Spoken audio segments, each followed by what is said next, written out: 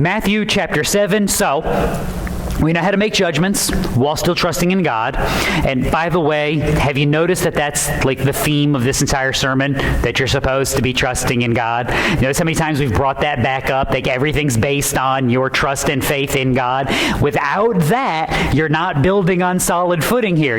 I don't know where you're building, but it's somewhere else. What's the old gag on that? Feet firmly planted in midair? You know, like, whee, what could possibly go wrong? Anyhow, now, how do we trust? How do we live in light of that trust? That's what the rest of chapter 7 is going to start to build on. And then that's going to become, so part of the reason why it's so important to slow down for the entirety of the Sermon on the Mount is the rest of the teaching and the rest of the ministry that Jesus does in Matthew is built on all of these themes. Like, these are the foundational baseline themes that all the other parables and sermons and teaching are built upon. It's kind of why, if you read paying attention, you really want to slap the apostles after a while.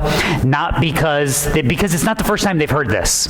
So like when we get to year 3 of ministry and you're going, guys, like how many times? And then you remember, oh wait. And then you stop and think like, well, they're basically like children in the faith. And how many times have you repeated yourself around children? Because that's never happened. You've never said the same thing over and over again. You've never had to teach yourself the same thing over and over again. I love what I always use that as an example. And some of the parents just look at their kids like, yes, I've never repeated myself with you. My wife gives my daughter a dirty look. There you go. John is over there like, nope, not looking. I didn't see a thing. Anyway, it's half the fun. It's one of the fun things about life is, you're repeating stuff to you, you're repeating stuff to everybody else. And I always remind you of that as your baseline. Like, how many times do you tell yourself the same thing over and over and over? And you go, one of these years I'm going to believe me. Narrator, he's not going to believe him. So anyway, I have some sympathy for the apostles. With all of that said, verse 7. Ask and it will be given to you. See, we're back on our normal pattern here. That's as far as we're getting right now. But that's important because when Jesus is talking, when the New Testament is building on these concepts, when Jesus says, ask and it will be given to you, you're supposed to actually live like that. That's not a hope. That's a reality if you're being sanctified. And what do I mean by that? 1 John chapter 5. These things I have written to you who believe in the name of the Son of God, so that you may know that you have eternal life. And this is the confidence which we have before him, that if we ask anything according to his will, he hears us. And if we know that he hears us in whatever we ask, we know that we have the requests which we have asked from him. Now, we're going to come back to that idea in just a second, but that's not John going, I hope he's listening, and I hope he's going to do what we ask. That's John going, no, he hears, and he does, because he knows what we need, and he's actually about the sanctification of his people, so we're good. And we're going to cover the caveat on that in just a second. But before we do that, I want you to realize this is not something that John has pulled out of thin air, obviously, because John's giving you the teaching of Jesus. This isn't some new thing Jesus has pulled out of thin air either. So we've made a big deal throughout chapter 6 and into chapter 7 that Jesus is building on the foundation laid out by the Old Testament, because wait for it, he's responsible for both the teaching here and the teaching of the Old Testament. So stuff like this isn't something he's just, hey, new thing, guys, nobody's ever heard of it before. Psalm 66. Come and hear, all who fear God. I will recount what he has done for my soul. I called out to him with my mouth, and he was exalted with my tongue. If I see wickedness in my heart, the Lord will not hear. But certainly God has heard. He has given heed to the voice of my prayer. Blessed be God, who has not turned away from my prayer, nor his loving kindness from me. Even in the Psalms, the praise of the Old Testament, what you have is Old Testament saints going, if I was just wicked and cast out, God wouldn't care and he wouldn't hear me. But he does hear me, and he is active, which means, corollary, I'm not what? I'm not wicked and cast out.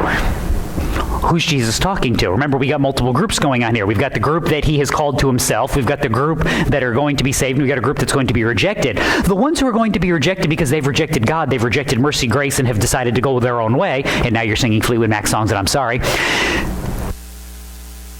Sorry about that. They are not going to be heard because they're not in line with sanctification. They're not being transformed. They want, as James puts it, they ask and they don't receive because they ask with wrong motives. They want to spend it on their pleasures and on their flesh. Jesus is laying out for you that you're trusting in God, going all the way back to chapter 5. You're trying to actually live a holy life, going into chapter 6. Because of that, you have a foundation of faith. You are redeemed because that's the only people that do that. That's the only people that care to do that, which means you're actually seeking for your life to be transformed and godly in nature. So your prayers are going to be centered around what? I mean, when you go to the modern prosperity movement and you look at these charlatans, I said what I said, and you go, they're sitting there, pray for more wealth. That's literally, like, there's actual physical Bible verses that I can go, it literally says the exact opposite of that, dude. Like, what are we doing here? And they were like, well, you just don't have enough faith. That's not how this works. That's not how any of this works. And so your prayers are not centered on, I want my life to be amazing. If they are, who's your God? You. I want my life to be better. Same problem. I want my neighbors' lives to be better. Well, no, now you're just hoping that because you prayed, their lives will get better and they'll give you credit. Your God is still who? You. No, you're actually praying for sanctification, for transformation, for perseverance, for all of the things that God is about doing for his people. You're being transformed day by day. You're a living sacrifice. You're warring against sin. You're taking the good with the bad of the world. You're actually wallowing through the muck and the mire that is out there, knowing that you're clean in spite of it. That's what it looks like to ask. That's what it looks like to seek after. That's what Jesus is laying out. People who have been redeemed, people who have been transformed. That's why John has the caveat, if we ask anything according to his will. Well, what else would you ask for? Anything else you would ask for would be sinful in nature, and a loving God who cares about your sanctification is going to look at your sinful request and say, what? No. It's like, I mean, like if your kid was drowning in the water and be like, hey, would you like throwing a bucket of water on me? No. That's not how this works. Hey, can you toss me that plate of weight right there? No. I mean, we're going to pull you out. Why? Because we love you. We care about you. My reference is always, the one we always talk about when it comes to discipline and how sometimes rescuing people can be harsh. Like when the runs into the traffic, you don't be like, let's get him faster shoes. Well, let's pave that track that he's running on so he can go faster. That's what we need to do. No, you do what? You tackle the child. You stop them from running in front of the truck. That's a good thing that you have done. You don't encourage this. You be like, I tell you what, we got a kid. He's a runner. He's not paying attention. Let's put him in the front yard and let's give him a ball and then let's not supervise him for like a day and see what happens. No, that's not loving. That's not caring. Now, again, we're going to get to this idea later. People get this by common sense. Do we think the good, gracious, almighty sitting on his throne of creation is looking at us going, they'll figure it out. They got this. They don't need my help. That's not how this works. That's not how any of this works. So let's keep moving. Ask and it will be given to you. Seek and you will find. Knock and it will be opened to you. See, look, Christian, you are not Bono. One, that's a good thing, isn't it? You don't have to wear the weird glasses. Why does he wear the weird glasses? Am I the only person who wonders this all the time? Why are all of the glasses tinted a different color? I need to do that. No, this would be a good idea. I can come in each week with like a theme color for the glasses. Like we'll have like a blue tint, like a little orange tint. Like this would be great. You guys will just think I'm even weirder than I already am. I see no downside to this plan, and I will not be taking questions at this time. Actually, there is a downside. I'm not paying the money for it, so there you go. You're safe from that. See, all the bad things you're spared. Anyway, no, you're not Bono. He still hasn't found what he's looking for. I'll wait for it. Now that you finished the line in your head, okay, you're welcome. Or I'm sorry, depending on how you think about music. Anyway, you've actually found something. This is, again, the pattern of thought that goes on in the Sermon on the Mount. You're trying to inherit the earth. You're trusting in God. You're trying to follow the law. You're actually going to war against the sin of your heart. You're trying to transform your life from the inside out, not the outside in. You're actually trying to pray properly. You're trying to ensure that your spiritual disciplines are honoring to God. Therefore, you've already found the good thing. We're not looking for anything else. We've actually found it, which means when you're walking along the pathway and there's a door, it'd be like, why is this here? Hey, open up. Why is the door shut? And God's like, hey, good job. You knocked. Here we go. We're done here. There's nothing else to find. You found the better thing. Real quick. always be leery of the person in life who's constantly searching for the next best thing. That doesn't get better. That doesn't get better. So when I tell you, Paul tells you, lead simple lives and work with your hands, what he's basically saying is, relax. You're trusting in God, not in you. You're not chasing after anything. You have it. Always remember, our obedience, our offering, is primarily in the mundane things in life. It's primarily in the mundane things in life. That's why my examples are always silly things like driving in traffic and going to Walmart. Welcome to most of your life. Most of your life is spent like, I'm at the house, I'm at work, or I'm trying to not starve to death at the store. Like, there we go. Or you're asleep. Isn't this like 22 of your 24 hours a day, basically? Like, every so often you get to do something fun that compounds. And other than that, this is life. This is what we do. I mean, I had a friend of mine years ago was like, I just think people are made for more than like going to work and paying taxes and dying. But they're not. The vast majority of us are just not. This is what we do. So I'll throw my kids under the bus for a minute. I'm sorry. This is not embarrassing. This is human nature. This is how we all learn. Everyone else will vouch for me on this. So, organizing the house. Ask one of the children, hey, can you put the dishes away? Yeah. No. Yeah. You got to put them away. I get to wash them all. And you know what? We're going to do it again later. And then we're going to do it tomorrow and the day after that and the day after that until the day we die or Jesus comes back or we figure out a way to not make dirty dishes. And since I'm not walking around with food in my hand all the time, we're going to keep making dishes. Like, I'm not about to try to cook me like I'd like to eat my food while it's warm. Like, well, I'm not doing this. Not to mention, how did I cook it without making dishes? What, am I going to burn my hand? We'll just fry it right on the stove. No, what could possibly go wrong? Actually, I can't even fry it on the stove. We have an induction cooktop. If there's no magnetic, the stove doesn't get hot. I can't even just pour the food out and heat it up. I have to have a pan, otherwise I'm not coating my hand in some weird glove, which I would then have to wash. See, it's unavoidable. We're washing the dishes, and as long as we eat, we have to wash the dishes. And as long as we wash the dishes, we have to put them away so we can, guess what? Eat again! Because we keep doing this. Like, I don't know about you, but I have this annoying habit of eating most days. And most days, multiple times a day. It's very annoying, but it is what it is. That's part of life.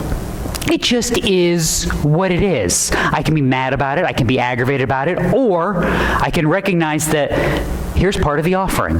That I can do this well. I can manage a kitchen. I can manage a household. I can talk to my children. I can instruct my friends and neighbors. And I can do all of these things unto the glory of God. And there we go. Sacrifice, sanctification. We've all learned something and we're better for it. There you go. Mundane things of life. Random Tuesdays where you get to be faithful unto God. Congratulations. Welcome to humanity. Welcome to the planet. I mean, Paul tries to lay this out in the Areopagus in Athens. He made from one man, this is Acts 17, every nation of mankind to inhabit all the face of the earth, having determined their appointed times and the boundaries of their habitation, that they would seek God, if perhaps they might grope for him and find him, though he is not far from each one of us. See, God has found you. You have found the good thing. Therefore, you are basically at rest. This is the now not yet of salvation. You have been saved. You are at rest. You are being saved. You got some work to do. You will be saved. All that work will bear fruit and come to a good ending where you will finally be fully at rest. But that work is not some grand scheme. We're not storming the castles with pole vaulting or something here. We don't have to, stop the orcs from climbing over the wall. We just have to live faithfully, peaceably, trusting. And that's what this looks like, because you have all that you need for godliness. You have the Word, you have the spiritual disciplines, you have the Holy Spirit guiding. We got everything we need to just keep on going faithfully. So, and let's be honest, isn't that half the benefit of life? Isn't that the best thing? Like, We talk about this occasionally. You know, there's a difference between I'm exhausted and then the good tired. Like the exhausted from work. Like I hate everyone and everything, and I just wanted to be quiet for 20 minutes so I can reset my brain. But then there's like I did some yard work or I did some housework and I accomplished things and everybody's in a good mood and I'm exhausted, but it's good and I enjoyed it. And you actually enjoy your tired. Like you know what I'm talking about? I can't be the only weirdo that does this. Like when you go to lay down at night and you're like, oh, this is so comfy. Like I don't actually want to go to sleep because I'm enjoying this feeling and I'm going to fall asleep in about 4.5 seconds and I hate that because I'm going to wake up and not feel that anymore. I'm not crazy. Oh, I'm crazy, but you know what I'm talking about, right? Okay. Some of you are nodding along with me. It's like that's where you're supposed to live in the Christian life. It's a recognition that, man, this world is messed up and these people, wow, but I'm good. I'm secure. Okay, I can do this. Why? Because he did this, and he's doing this, and we have everything that we need. So, verse 8. For everyone who asks receives, and he who seeks finds, and to him who knocks it will be opened. See, this is the obvious idea that flows from everything Jesus talked about in the Sermon on the Mount. You see the idea in James 1. If any of you lacks wisdom, let him ask of God, who gives to all generously and without reproach, and it will be given to him. See, and I've told you before, to help you read James, rule of thumb, every time you read the word wisdom in James, just think sanctification. Because it's a wisdom that's actually, because that's application. So James is taking spiritual truth and hoping you'll apply it wisely. Well, if you do, you'll be sanctified. So there you go. James is writing to a redeemed people. He's just wanting them to be sanctified and purified under persecution so they'll trust in God in spite of the world around them. So he's telling them, look, you don't know what you're supposed to do. Start praying. You don't know how you're supposed to live. Start praying. You're having trouble with your words. Start praying. You're having trouble with the exercise of your faith. Start praying. That's basically the foundation of everything that he's laying out. Like, God knows. I mean, wasn't this the instruction on prayer? You don't have to use needless repetition because God already knows what you need before you ask him. So just go, make your request, and move on. I mean, I always get aggravated. So, like, my prayers are never complicated. They're never long because I've learned a lesson in life. God knows things. God knows what you need. God knows what we need. We basically make our simple, basic requests for what's going on and then move on with life. And amazingly enough, we can live a life that trusts in God to do the stuff that he says he's going to do. I know. Shocking. And look, if you're a long prayer, God bless you. Pray for everything you think of. We need that. If you're not a bad person. Well, you might be a bad person, but you're not just a bad person for that. But you don't have that gifting. You don't have that. Look, can you imagine me trying to run through a list of prayers with my brain? Have you seen how scatterbrained I am here when I have notes? Can you imagine what it looks like when there aren't notes? Yeah, don't look at me like that, woman. My wife is like, I'm sorry. Now, why can James say that? Why can Jesus say this? Hebrews chapter 4. Since we have a great high priest who has passed through the heavens, Jesus, the Son of God, let us take hold our confession. For we do not have a high priest who cannot sympathize with our weaknesses, but one who has been tempted in all things as we are, and yet without sin. Therefore, let us draw near with confidence to the throne of grace, so that we may receive mercy and find grace to help in the time of need. See, amazingly enough, so lesson for the rest of this book, Jesus knows what's going to happen. Jesus isn't going to get to the cross and be like, we're going to do what? You want me to do what? No, like, there's been the plan from the beginning. We know what's going on. We know what's happening because we read to the end of the book. I got bad news for you. Jesus knows what's going to happen because he wrote the end of the book. It's not like the soldiers show up in Gethsemane and he's like, oh no, I am so surprised. I cannot believe this is happening. No, he knows. He knows he's going to do that. He knows what that's going to accomplish. He knows he's going to redeem a sinful people. That's one of the reasons when we talk about God being outside of time, why we can say Old Testament saints. So when people get confounded by how people in the Old Testament are saved, it's a misunderstanding of the nature of God. And look, if you have a misunderstanding about the nature of God, it's excusable. You know, God's a little beyond us. It's kind of hard to understand sometimes. I get it.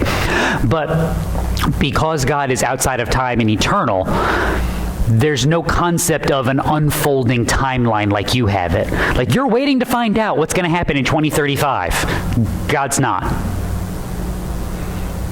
So Jesus knows what's coming. God's saving people in the Old Testament based on the work of Christ. And you're like, that doesn't make sense. He hasn't done it yet. I know, but he has.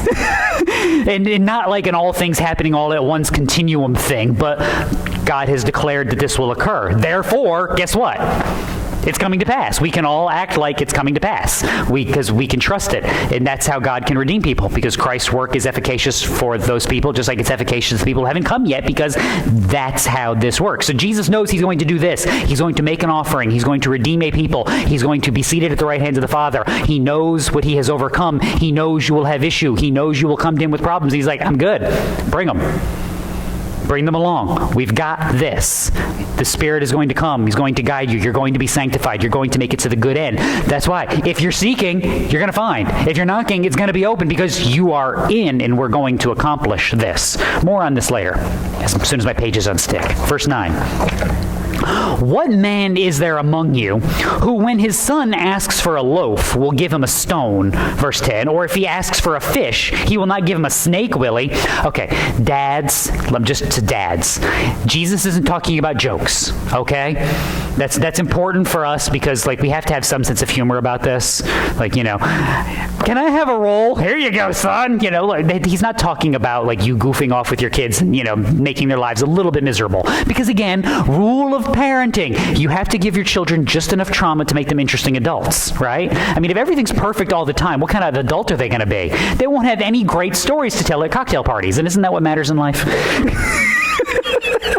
You're going to be at some work function talking to your boss and be like, yeah, you should see the stuff I've overcome. Like, you got to have a few horror stories about your parents, right? You all do. Like, it wasn't all wonderful all the time, right? See? Anyway, I'm kidding. Don't be mean to people. But in all seriousness, Dad, I'm hungry. Can we have some fish? Here's a snake, boy. Eat that. Ah! No, you would rightly say that's a bad parent, right? Like, you don't hand your kid a viper and be like, oh yeah, I will wrestle for dinner. Like, that's bad. It's like, yes, have the lovely rolls that your mother made. Ah, my tooth. No, you're an awful human being if you let it go to that point. That's what Jesus is talking about. Now, why is this simple? Well, because, again, biblical concepts. Good parenting actually has a preparatory element to it, right? Like, that's part of the reason why you're actually parenting. Otherwise, you would just have kids and like toss them out to somebody, be like, have fun. No, you're actually teaching, instructing, building them up. Ephesians chapter 6. Fathers, do not provoke your children to anger, but bring them up in the discipline and the instruction of the Lord. Always remember there's two sides to that coin. And by the way, that's not just for like parents and kids. This is life in general. You're not supposed to go out into the world with a pointy stick and see how many people you can stab in the eye with it. That's not how this works. Be like, yeah, that's what hell's going to be like. You better repent. Like, that's bad. Don't do that. Some of you are going, darn, there goes my weekend. You're not supposed to be annoying and then try to tell people, I'm just trying to prepare you for eternity. You're actually supposed to be bringing hope and encouragement and instructing them in the grace and mercy that you yourself have found. You're supposed to be warning them of the dangers that are to come, not being the dangers that are to come. You see the difference here? So I remind you of that just simply because there's always been like this tiny little strain of Christianity, especially in evangelicalism, that has this idea that if we're not like yelling at people sufficiently, they're not going to get it. And I've never really been able to understand that. As someone who was raised in a household by a person who's like actual life advice, I figure if I can be this bad to you, no one else will bother you when you're an adult. I don't think that's how that's supposed to work. Like, I don't think that's how you're supposed to toughen kids up. Be like, if you can handle me yelling at you, you'll never let your boss yell at you. Like, I don't think that's how that goes. Now, can I handle pressure fairly well? Maybe better than average. Do I want that for anybody else? No, that's awful. Don't do that. And you don't want to be that in the real world. So, Jesus giving you what should be a general, obvious thing about life. Good parenting actually involves preparing and providing and encouraging and instructing, just like good humaning involves those things. Like, it shouldn't be constant beatings all the time. Like, there's a time and a place. So, I joke with children, you're not supposed to just be beating them all the time. But there's a time when they're out of line and you got to do what? You You have to bring people back into line. Again, you don't have to kill them. You don't have to beat them within an inch of their lives. It shouldn't look like me on a road trip when I was a kid. By the way, all of you with siblings who got to share this, it's hard when you're an only kid and it's a Ford Taurus and your dad can reach the back seat. There's nowhere to hide. But I'm better. I'm over it now. Anyhow. So, Jesus using what example? Parents. Good parents provide and prepare their children. God does the same thing. Rewind one chapter to Matthew 6. Do not worry then, saying, what will we eat, or what will we drink, or what will we wear for clothing? For all these things the Gentiles eagerly seek, for your heavenly Father knows that you need all these things. So, it continues on, verse 11. If you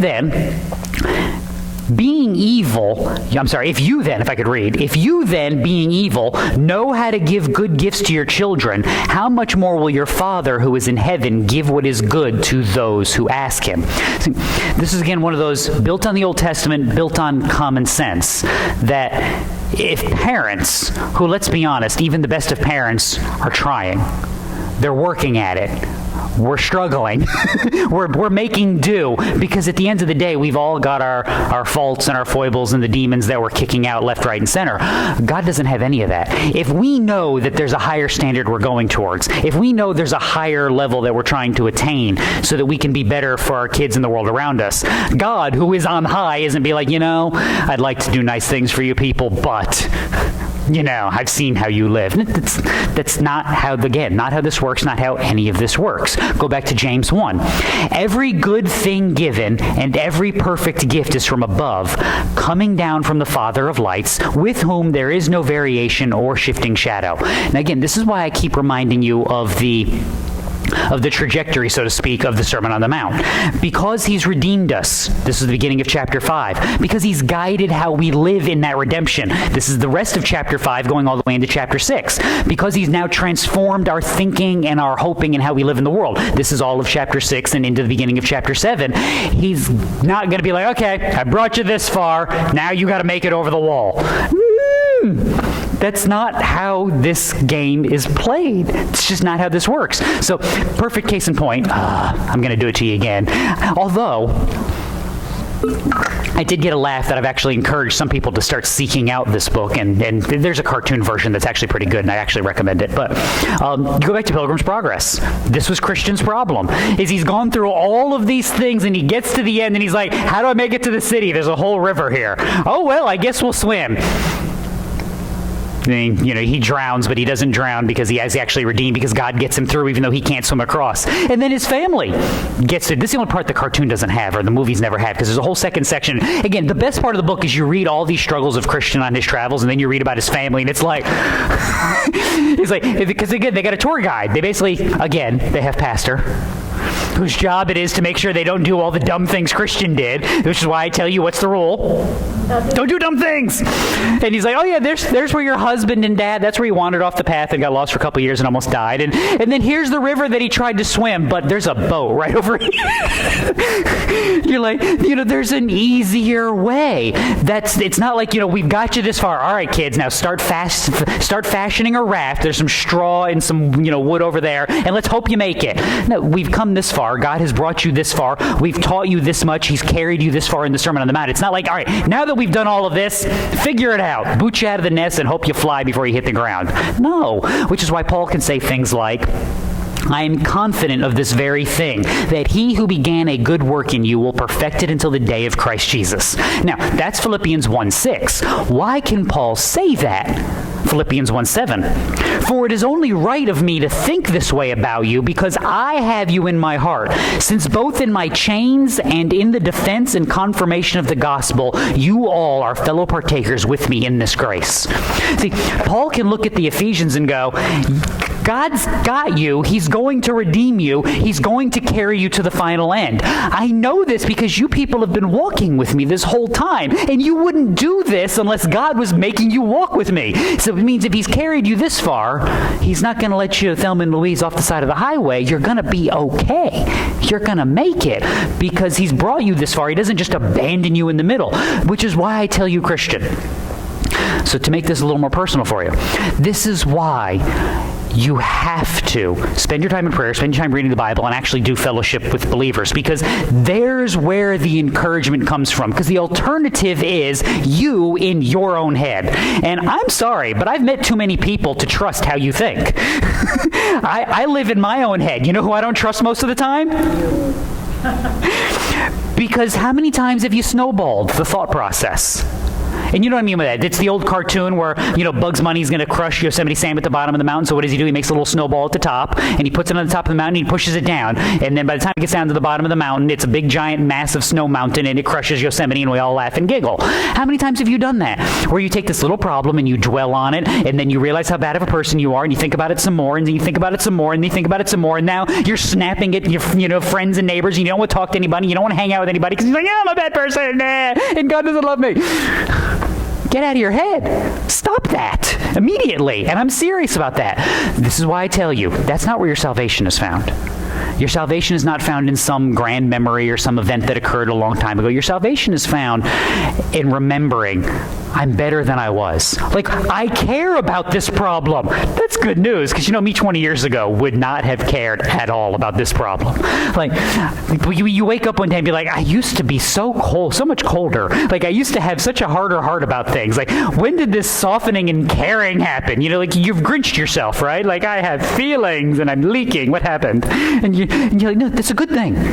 You're supposed to actually have some love and some grace and some mercy and softening over time. It's not a deficiency. It's the work of the Spirit, transforming you, actually giving you a love for some of the people you used to hate and despise. It's a good thing. There's where your sanctification can be seen. There's where your reminder of your salvation is found. I'm better. I've moved forward. If God has brought me this far, if he has overcome all of this thing is something we can kill too. We've got this. That's why Paul can look at the Philippians and be like, look, nobody hears about the traveling evangelist getting arrested and goes, we have to help him. Like, be honest. When you hear about the traveling evangelist being arrested, you're like, what? Time to burn the website down. Time to sell all the books. Time. Bye. We're done here. We don't talk about you any longer. And, no, the Philippians are like, they've arrested Paul? That's terrible. What can we do? And then they sent him people, and they sent him a basket. They yogi and boo-booed him. They brought him food, and they sent him an offering, and they helped. And he's like, nobody does this just for, the sad part, how many of the kids just didn't get that? Hey, boo-boo, it's a picnic basket.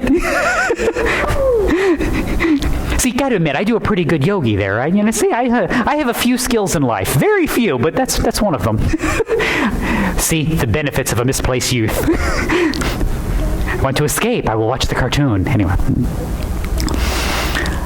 They've cared. They've been concerned. They've worked. Therefore, Paul's like, if you've done all of this, it's because God has spurred you. God has carried you forward. He doesn't just abandon you on the side of the highway.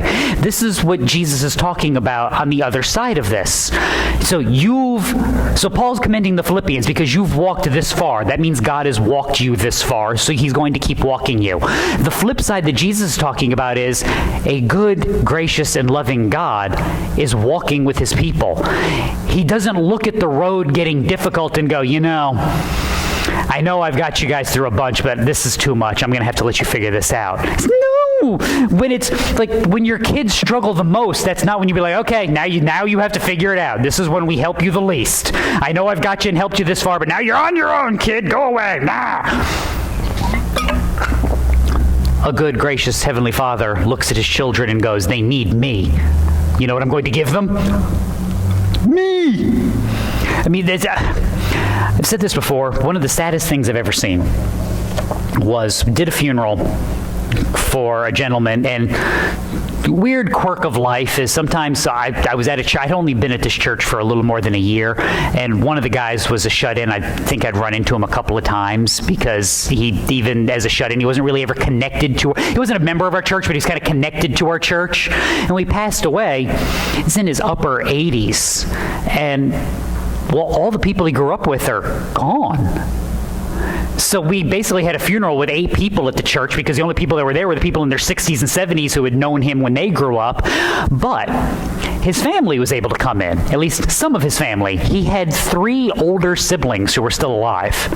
One could not make the trip, was too infirmed, but I watched his 90-something-year-old brother and sister come to the funeral. And they came in, got to the church. They got to the church like 10 minutes before the funeral started. They were having the visitation where casket open in the sanctuary, and they came in the side and immediately had to, like, the walk from the car up the steps into the church into a Sunday school classroom that was right there was all they could do. So they got in the door, sat down, and sat for about 10, 15 minutes, getting their strength back, kind of relaxing and resting because they drove in, cracking jokes, making fun of him because, at the end of the day, it's still your little brother, You make fun of your little brother until you're out of words, right? And then the funeral director comes in and goes, all right, we need to kind of get started. So if you want to view your brother one last time, and then we'll close everything up and get started. And yeah, we probably should. Wheeled her in there. He's on the walker, the brother. They were cracking jokes 5 seconds ago, and then they saw him. And that's when you're reminded, that's still somebody's little brother. That's still something it's never okay. It never gets better. That's still someone that's the kid they grew up making fun of. That's the kid they grew up protecting. And now, and you say, And see, that's broken, sinful people that understand these avenues of life. And believe me, in that moment, if they could have traded places with him, they would have. God doesn't look at us and go, you people need me. You're on your own. He's got us. He gives us his Spirit. He walks with us. Now you're going to sing the song, and he walks with me, and he talks with me, and tells me that I am his own. And I don't even like that song, just to be perfectly honest with you. I'm just not that sappy, sorry. There's nothing wrong with it. It's not a bad song, but let's be honest, you have preferences. You're allowed. Now you can think I'm a bad person. You already know that I am, so it's okay. Don't make me break out the bottle glasses. I will do it. Ooh, I just figured out how I can do it on the cheap. I can get the 3D glasses and just cut the little colored lenses out of them, and that'll cost me like 8 cents. Yes. Yeah. The problem is my glasses. I can start wearing them like this. I just got to work on that weird Irish British accent that he's got. I can so do this. Get a leather jacket. I'm all set. Just start standing like this. All right, verse 12. Why? Why should I start now? I mean, if I started behaving and suddenly wore the jacket every week and be like, today we're going to read from you'd be like, he's had a stroke, something bad has happened, call an ambulance, Exactly. So, verse 12.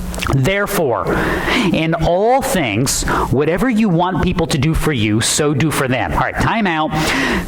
This is your golden rule. Do unto others as you would have them do unto you. It's just, admit it, as I read that, you're going, that doesn't make any sense. And then I say it in good old King James, and your brain goes, oh.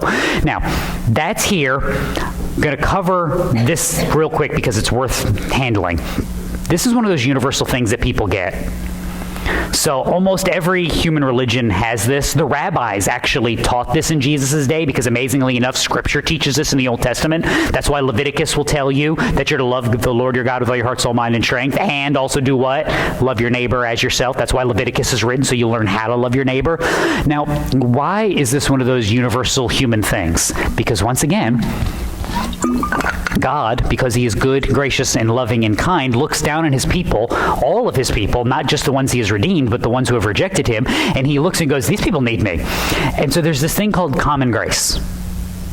And Jesus talked about it in Matthew 5. We talked about it. You have heard that it was said, you shall love your neighbor and hate your enemy. But I say to you, love your enemies and pray for those who persecute you, so that you may be sons of your Father who is in heaven. For he causes his sun to rise on the evil and the good, and sends rain on the righteous and the unrighteous. The colloquial phrase is the rising tide raises all boats. So when a country is good, that benefits everybody who lives in it, amazingly enough. That's common grace. So amazingly enough, more Christians in a society doesn't just benefit the Christians, it benefits Everyone. Streets are cleaner, crime is lower, education is better, the children are nicer, the sun shines brighter, everything's better, right? Because it's a common grace. That's what Jesus is laying out here. Baseline for humanity, based on your Christian living, is what we would call a common grace. You live like you're living for God, and that will actually benefit who? Everyone. Everyone. This is why I tell you that you work from the bottom up, from the inside out. You want to transform your world. Transform your world. And what I mean by that is you can't really transform the neighborhood 3 blocks down. You just can't. We've tried to do this in missions in America for the last 50 years, and you know what we've spent? Lots of money. You know what we've transformed? Less. Because what we basically come up with this idea is like, we don't need to do anything here, but if we take everyone, spend gobs of money, and put gas in the van, and go over there and do things, somehow that's better. And sometimes it is. Most of the time it's not. Because what we're really doing is we're trying to transform their world. Ours is fine. No, it isn't. Clean up what? Be faithful where? Here and now. Clean up your house. And as you do that, and as your spouse does that, and as your children do that, and as your Christian friends and neighbors do that, their little worlds get better. Now, what does their combined world look like? It's better. This is the little small circles of Christianity that go for it. Now, look, I'm not telling you, if you got a burden for people, by all means, don't sit there and fight the Holy Spirit. But you're not a terrible, awful, horrible, no good, very bad person if you're sitting there going, I have so much that I'm trying to do now and all those mundane things we talk about that there's just nothing left to go over there. Okay, then you have nothing left. You can't give what you don't actually have. It doesn't work that way. So work on your world. Make your world a better place. Because as you do that, if the rest of the world falls apart, who are you trusting in and who are you resting in? God, which means your world is what? It's good. It's good. If the mountains fall, if the seas foam and rage, we still what? We still trust in God. This is what the psalmist is talking about. No matter what happens in the world around us, our world is secure because it is secure in God. To forget that there's actually a common grace and a trust that we can have in God that builds itself out is to engage in the first lie. And you remember what the first lie is? The serpent said to the woman, "You surely will not die." See, the first twisting is, did God really say? But then it's like, no, you won't die. I mean, that's just straight up not true. It's just straight up not true. And yet the world's looking at it going, no. We're good. We're fine. We are the people we've been waiting for. But you're not. You're not good, and you're not fine, and you're not making things a better place, and you're not actually improving things. You've made everything worse. Can't imagine what the odds of that occurring were, that humanity, left to its own devices, just left to do whatever it feels like, however it feels like, anytime it wants to, would possibly make things worse for themselves and everyone around them. And yet here we are, because the heart's deceitful and wicked, and we don't understand it because we're trying to trust in ourselves. And again, when I say we, I don't mean you guys. You know what I mean when I say that. I mean humanity in general. The converse of that is, okay, recognize that, and now work where? Where's your first ministry? At home, and it starts with now. As you have opportunity to engage in wisdom, as you have opportunity to bear witness to the mercy and grace of God, do what? Do those things. But recognize that most of the work that we do is, again, in the simple, mundane, everyday things, and they're not transformative to the people out there, but they are very transformative to the person in here. And that's your starting point in all things, always. Now, in all things, whatever you want people to do for you, so do for them, for this is the law and the prophets. It is? It is. Just like I mentioned Leviticus telling you to love God and love neighbor, Matthew 22. Pharisees heard that Jesus had silenced the Sadducees, and they gathered themselves together, and one of them, a scholar of the law, asked him a question, testing him, saying, "Teacher, which is the greatest commandment of the law?" And he said to them, "You shall love the Lord your God with all your heart, with all your soul, and with all your mind. This is the great and foremost commandment. And the second is like it. You shall love your neighbor as yourself.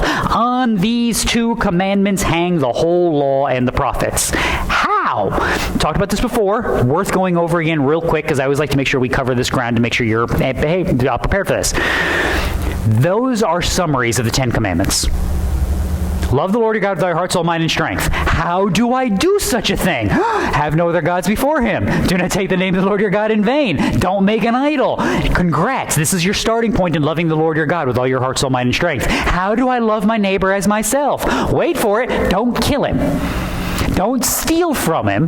Don't try to sleep with his wife. And don't look at everything he goes and goes, I wish I had that. Yeah, and don't lie to him. These are basic human things, right? But you'd be amazed the things you have to tell humanity, isn't it, right? Because you've met people, haven't you? Now, because, as we've mentioned before, even those things have gray areas where people try to fudge on the margins. Well, it's not really a lie, is it? We live in a world where we invented the concept of a white lie. It's not true, but it's okay. Hold on. And I've told you before, do not ask my opinion. Do not ask me questions to which you do not want to know the answers. Because if you ask me, I'm going to say exactly what I think. See, this is why I can tell you, I can look at a song and say, I don't really like that one. It's a Christian classic. Is that a Fanny Crosby song? So do I not like the song of the sweet old blind lady? Wow, I'm doubly worse today. Shit, Fanny Crosby's blind, right? She's the blind one, right? Yeah, so the sweet old blind lady writes a song about Jesus walking with her, and I have the audacity to say I don't like it. See, I'm a bad person, but because there's not a filter between what I know and what I think and what I'm going to tell you. Sometimes that's bad. Most of the time that's decent. But there's gray area with most of humanity because they're like, no. We just have to make people feel better about themselves, so it's okay to lie to them occasionally. No, it isn't. Don't make them feel better about themselves. They need to know the truth because otherwise how are they ever going to fix it? See, I'm weird. So because of that, you get the rest of Exodus. You get the rest of Leviticus. You get the reminder of Deuteronomy. They're trying to fill in all of those gaps that humanity lies about. And then, oh, by the way, because God, again, is gracious, good, and kind, and loving, and knows we're insane, actually took the priests, the Levites, and put them where? In Israel. Everywhere. They're scattered throughout the whole place because when you have questions, when you don't know how to apply part of the law, hey, there's a priest right over there. Let's go ask him. By the way, Christian, that hasn't changed. This is why I get and tell you about the one another's and the things that you're supposed to be doing in the applying of wisdom. Ephesians 4:29. Let no unwholesome word proceed from your mouth, but only such a word as is good for building up what is needed so that it will give grace to those who hear. That's how we're supposed to work. That's how we're supposed to live, which is why I tell you, if you know stuff and you see your brother in sin, be like, I hope God sends you someone who knows things and can teach you. He just did. He just did. So now go. Instruct. Be wise. So I always give you those caveats. Work on your first ministry, but when you get the opportunity, say it with your whole chest. Be loud, be proud in the right way. It is Pride Month. Come on. You gotta love it. You gotta love our world. I mean, look, who is it that keeps saying that? At least we live in interesting times, right? Verse 13. Enter through the narrow gate, for the gate is wide and the way is broad that leads to destruction, and there are many who enter through it. So, as we mentioned a few weeks ago, here comes the sequel. Don't live like the world. Amazingly enough, because what does their world look like? 2 Timothy 3. Men will be lovers of self, lovers of money, boastful, arrogant, blasphemers, disobedient to parents, ungrateful, unholy, unloving, irreconcilable, malicious gossips, without self-control, without gentleness, without love for good, treacherous, reckless, conceited, lovers of pleasure rather than lovers of God, holding to a form of godliness, but denying its power. You wouldn't know anything about a world like that, would you? I mean, you're sitting there, for every single one of those things, you're sitting there picturing it on the news, aren't you? Be like, oh my goodness, like Paul writing to Timothy to be like, hey, this is what your world's going to look like, and you're going, that's literally the 6 o'clock news every chance we get. That's just what the world looks like. That's the things that I see at Walmart. Like, be honest, how many times have you been in a store and there's like some lunatic child running around screaming, you're like, why will no one do anything about this? Well, poor sweeties, we can, I know what poor sweetie needs. You've thought it. I'm just bad enough to say it out loud. Don't spank other people's children. I always give you this caveat. They're not yours. You're not allowed. And you're not allowed to run them over with the cart either. That's frowned upon. You can't make it look like an accident. There's cameras everywhere. Just make sure I cover all the bases here. But you laugh, but that's why always the disobedient to parents is always thrown into these lists, because what would a world completely falling apart look like? Like this one. It would hate parents. It would hate discipline. It would hate any concept of passing on good values or anything that upholds a society. It would just seek to destroy and corrupt and crater everything all the time. What's your world look like? The inmates running the asylum. See, that's what the Broadway, the Broad Gate looks like. It's the world in which you would live in. You're not supposed to live like that. Well, how do you defend against it? You can't build the walls high enough, not until God builds them in eternity. So what do? You keep fortifying the people who live in your world. You keep strengthening, starting with you, and again, as you get the wisdom.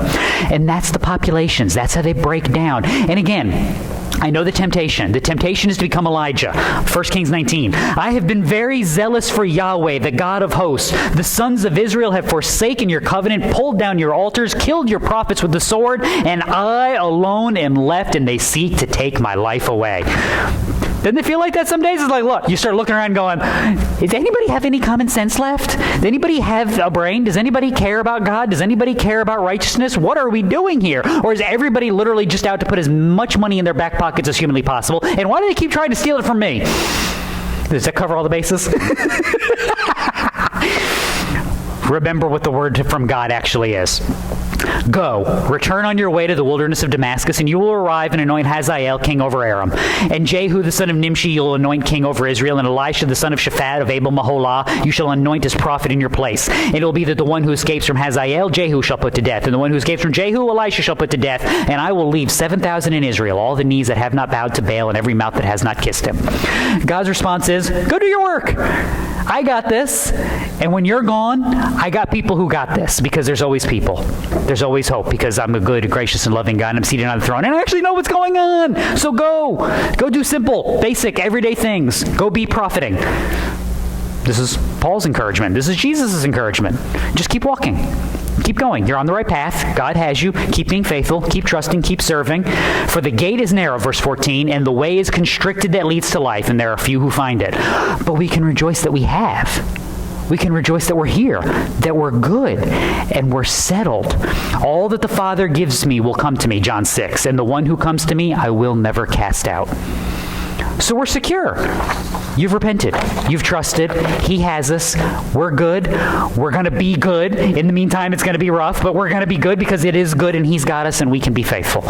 This is what Jesus is laying out for his people. This is the foundation that he's building on, so that when the winds and the waves come and when the house is shaken, it's secure because it's on the right foundation. And we can rest. And we can relax because he has us. And when we start spiraling with the idiotic thoughts about the things we're not supposed to be worried about and the things that we can't control, he has us. He's good. And random Tuesdays come along, and we're trusting, and we're resting, and we're knowing that God is at work, and we're making our world cleaner and more sanctified and holy because that's the power that he's given, and that's the work that we have to do. And it's going to be accomplished because it's ultimately the work that God is doing. And that's what he's laid out, and that's sanctification in action because of who we are and what he's done. Let's pray.